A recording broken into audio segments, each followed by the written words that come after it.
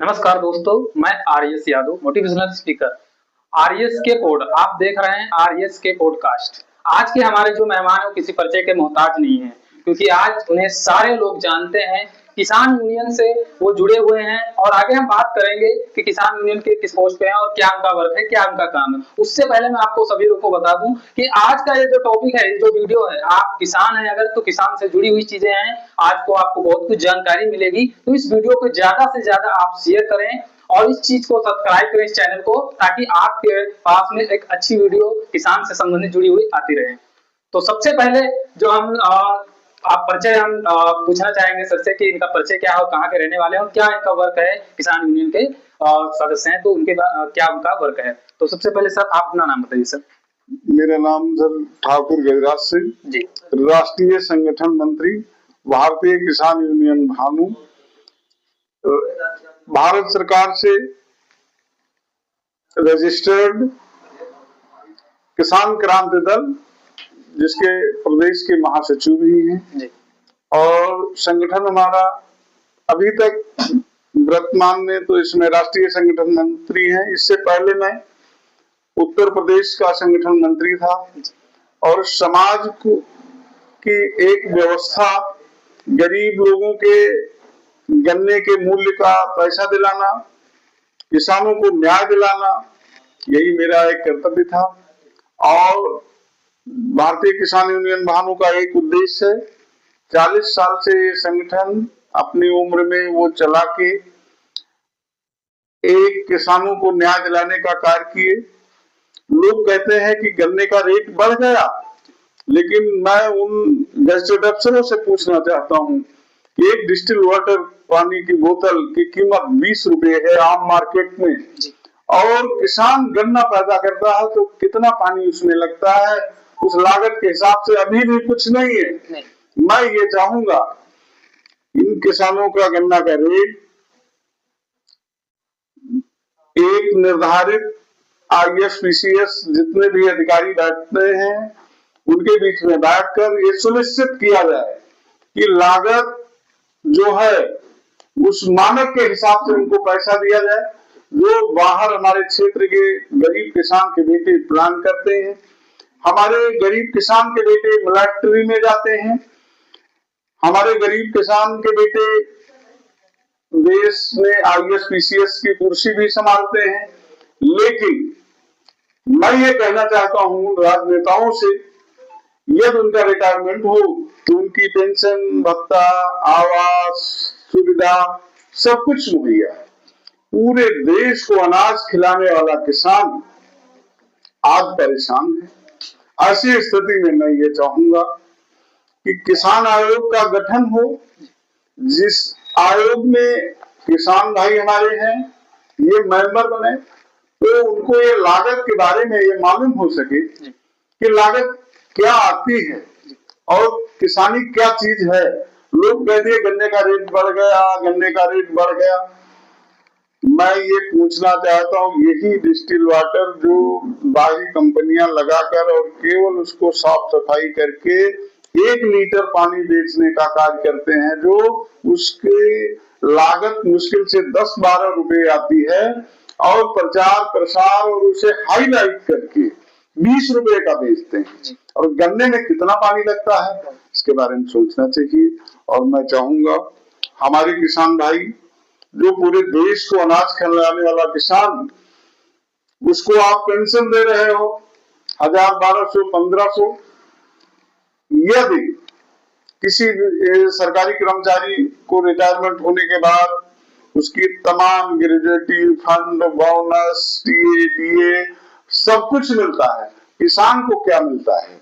इसलिए किसान के बारे में सोचना चाहिए।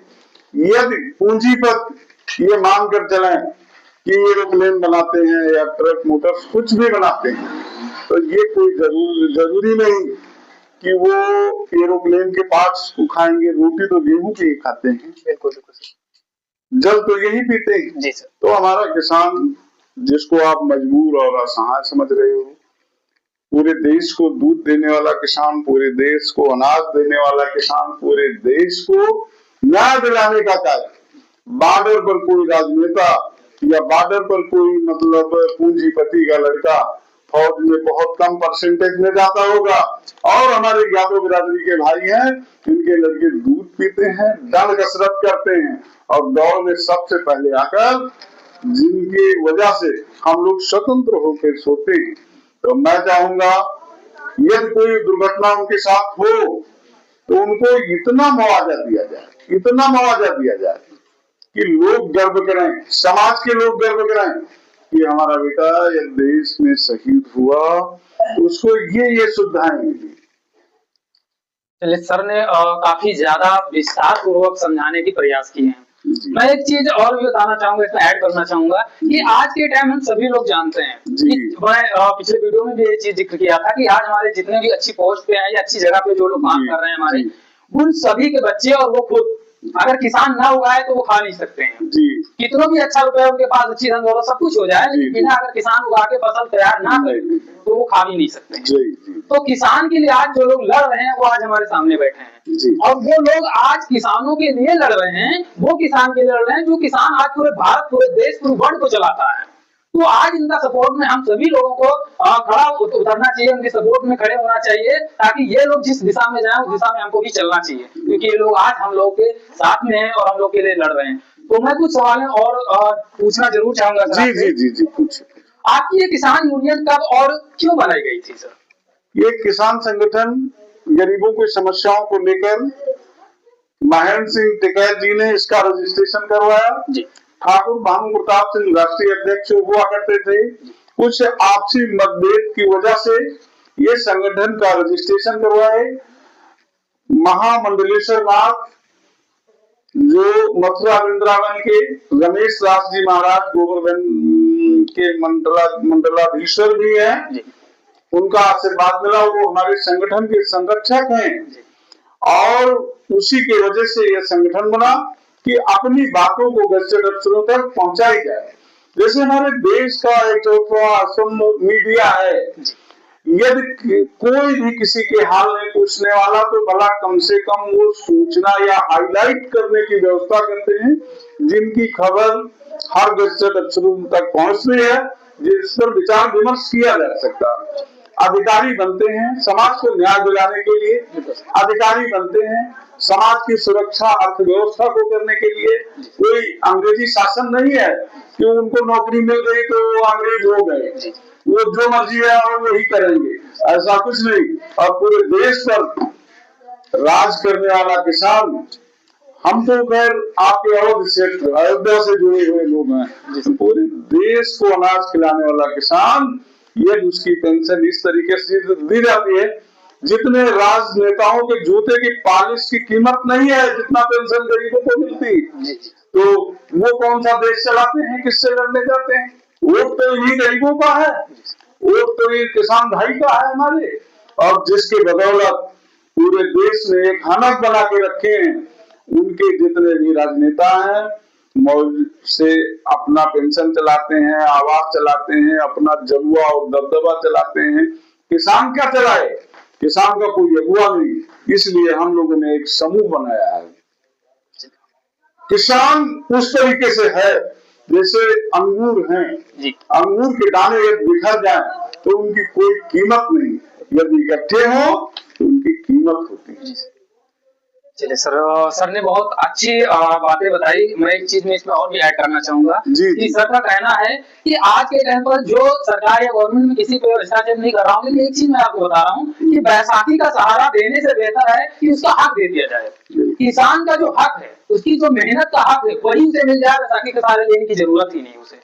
मैं किसान के लिए इस चीज को मैं आपको समझाने का प्रयास करूंगा कि किसान आज जो उगाता है, जो फसल तैयार करता है, उसकी जो मिनिमम जो उसकी आय होनी चाहिए, जो उसकी कीमत होनी चाहिए, वो किसान को तय करना चाहिए। जिस दिन किसान तय करने का हक पा गया, वो अपने हक के हिसाब से वो वसूल लेगा, फिर बैसाखी का सहारा लेने की जरूरत नहीं है उसे। यही चीज आज नहीं हो पा रही है कि एक किसान उगाता है जो फसल, उसे तैयार करके और मार्केट में मंडी में ले जाता है, उसका भाव कोई और लगाता है, लेकिन उसी फसल को खरीद कर कंपनियां प्रोडक्ट बनाकर और उसका भाव खुद तय करती हैं और वो किसानों से लूट लेती हैं। तो उनका हक दिया जाए, वो उसी पर मेरा एक चर्चा रहेगा। तो दूसरा सवाल सर आपसे एक और है, जी। इस यूनियन का मुख्य उद्देश्य क्या है सर? इस संगठन का मेन उद्देश्य है गरीब किसान को न्याय दिलाना, जी सर, उनका हक दिलाना। हमारे माननीय राष्ट्रीय अध्यक्ष जी ठाकुर भानु प्रताप सिंह का कहना है किसान आयोग का गठन हो, जब किसान ही उस आयोग के मेंबर्स होंगे तो जरूर न्याय मिलेगा। जैसे धर्म कांटे की तौर को दुनिया मानता है, धर्म कांटा 20 लाख रुपए बड़े बड़े पूंजीपति लगाते हैं कि ये इसका नाम धर्म कांटा है, ये माना जाए, लेकिन ये चीनी मिलें कभी नहीं मानती, उसमें भी परसेंटेज काटने का काम करती है। तो धर्म कांटा क्या सोना तोलने के लिए है? किसान का अनाज तोलने के लिए नहीं है। किसान अज्ञानतावश अपनी प्रभुता और अपने पावर और अपनी क्षमता को नहीं समझ पा रहा है। नहीं, किसान एक जड़ है देश का, किसान एक रीढ़ है, किसान से बढ़कर कुछ नहीं है। किसान गन्ने से चाहे जितनी अच्छी मिठाइयां हो, बड़े बड़े पूंजीपति उसी को खाते हैं। बिल्कुल एरोप्लेन का पार्ट नहीं पड़ता है मीठा बनाने में, तो गन्ने चीनी ही पड़ती है। और चाहे जितनी अच्छी मिठाई बने, किसान जब दूध लगाता है तभी उसका खोआ पनीर जो कुछ बनता है। तो ऐसे अन्नदाता किसान के लिए न्याय होना चाहिए। मैं चाहूंगा ये योगी जी की सरकार है और वो किसानों के बारे में बड़े बड़े माफिया, बड़े बड़े स्मगलर टाइप के जितने लोग हैं उनके राज्य में ऐसा कुछ होने पा नहीं रहा है। जो योजनाएं समाज के लिए आती हैं, किसान को मैं वो अधिकार दिलाता हूं कि वो ब्लॉक पर जाके समझे। किसान को मैं वो अधिकार दिलाने का कार्य करता हूं, तहसील परिषद राजस्व विभाग का कार्य को समझे। मैं मौजूद डीएम या प्रशासनिक अधिकारी जितने हैं उनकी जो सीमा रेखा है, इतने क्षेत्र में ये कार्य करना है, लेकिन किसान की भी तो जरूरत है।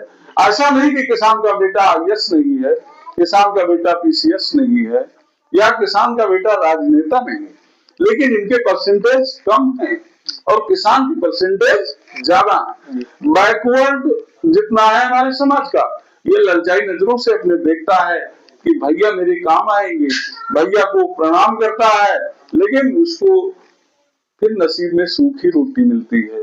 इसलिए मैं चाहूंगा पूरे देश को अनाज खिलाने वाला किसान, उसको भी प्रेम पूर्वक चिम्मच से खाना खाने के लिए नसीब हो।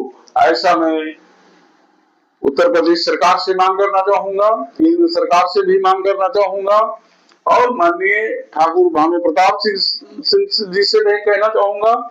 और इस